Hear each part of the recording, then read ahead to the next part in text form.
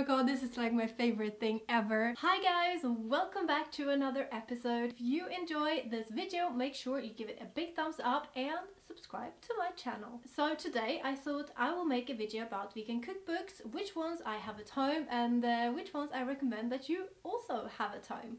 These books are great even if you're not vegan. They are great for anyone who likes great food. If you're just starting out to eat plant-based or vegan, I think it's super important to get some inspiration. This is Thug Kitchen. This is a great book, and you can tell from like the inside of this book that we've used it a lot. This sandwich, these sandwiches Howard made for me like when we just started going out, and as you've noticed, we're still together after 6 years, so making these sandwiches was definitely a hit. It's smoked almond and chickpea salad sandwiches. So good. You can see here, if it's not too bright, that there's a lot of splatter like inside of the book because Howard and me have been using these books like all the time. Oh, these popcorns as well. We made loads of times. They're so yummy. Ooh, this one. Grilled peach salsa. Ah, so yummy. Ah, and this is like, oh my god, this is like my favorite thing ever. Buffalo cauliflower wings with peanut sauce and these cucumber steaks. Oh my goodness. This Thug Kitchen book is like, I think the authors are from California, and it's really like inspired by Californian and Mexican food. And it's really like raw and straight to the point, and the flavors are always just like knocking you out. Like, I'm serious, it's really like that. Or this one as well, strawberry shortcake. Howard has made loads of times from this book. Oh my god. Oh, there are so many recipes that I love in this book. This, guys, this is like heaven.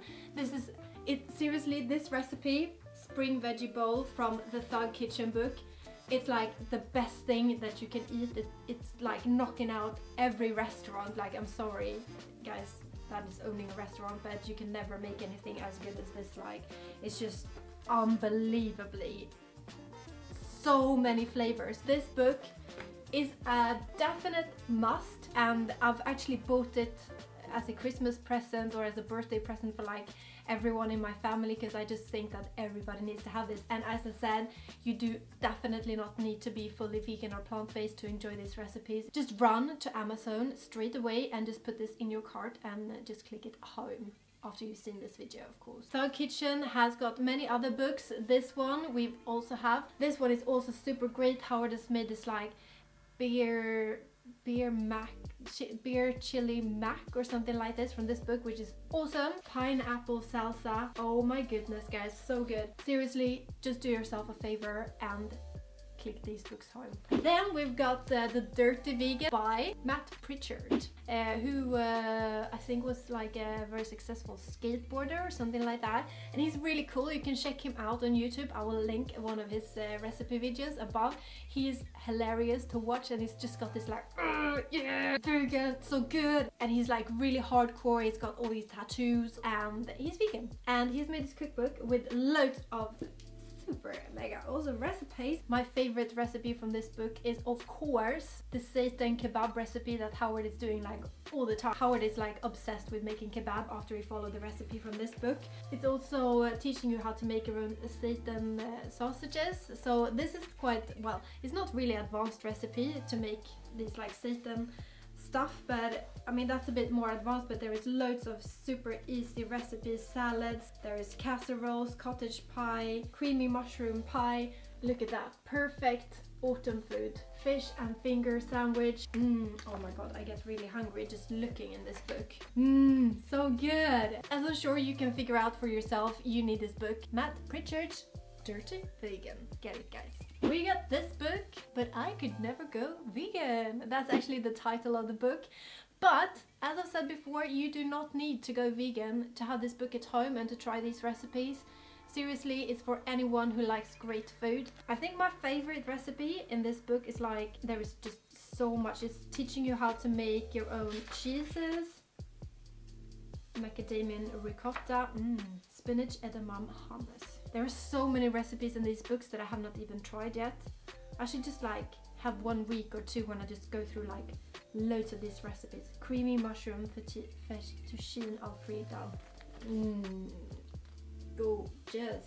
Oh, here is my favorite recipe from this book, is this chickpea omelette. Oh my goodness, it's too bright in here. This chickpea omelette, I have made like 100 different variations of it. I think I've done at least 2 videos where I'm showing you how to make an omelette, but I think like originally I followed this recipe and then I've kind of changed the recipe just to suit what I have at home and what's available here in Sweden. And that's just one recipe from this book. There is just loads more. How to make a mushroom meatloaf with ketchup glaze.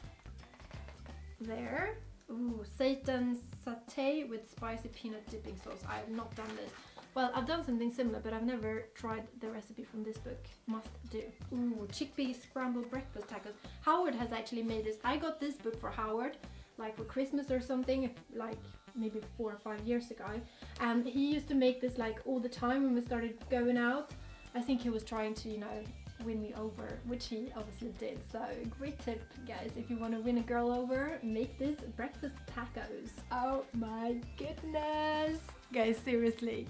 So many nice recipes in these books. I'm glad I'm making this video because it's making me realize how many of these recipes I actually haven't tried yet. The best breakfast sandwich of all times. Caramel apple stuffed French toast. Look at that. Artichoke crab cake with sriracha tartars. That looks so good. I love artichoke. It's like the best thing ever. Beer battered fox, fish and chips. Oh yeah, that was enough about this book. Pumpkin chocolate chip cookies. This is great for Halloween. If there are any cookbooks that you feel like I should definitely have time, vegan/plant-based ones, let me know in the comments field below. So that was that. Then over to a book that will be very useful for all you guys that is celebrating Christmas in a few months. This one, Happy Vegan Christmas. This is actually a Swedish author, but it's in English. I think this is like, yeah. Oh, hello Bowie. I think Bowie is very interested in his dinner time that is coming up soon. Anyways, this Christmas book we got for Christmas last year from one of Howard's brothers.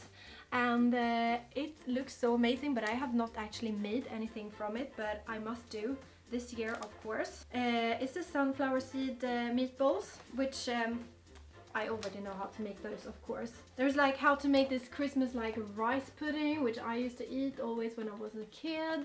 It's like a Scandinavian inspired Christmas book, but it's also like other stuff like from all around the world basically. Here are some jackfruit artichoke pizzas, for example. They look very yummy. Cool. Cabbage bake. Oh, that is so good. Oh my god, I have to make this like ASAP. Wow, maybe I should make this week. This is so like autumn style food for sure. Swedish cheesecake is something very different from the American version. I must try to make this as well, of course.